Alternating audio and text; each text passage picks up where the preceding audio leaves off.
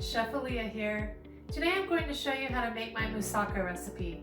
Moussaka is a classic eggplant and ground meat dish found in many Mediterranean and Middle Eastern cuisines.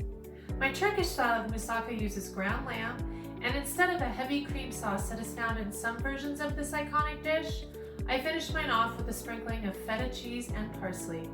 It's a home-style meal you can serve for a weeknight dinner or for a dinner party. Moussaka is also a great make-ahead dish, and I know you're going to love it. So, let's get cooking.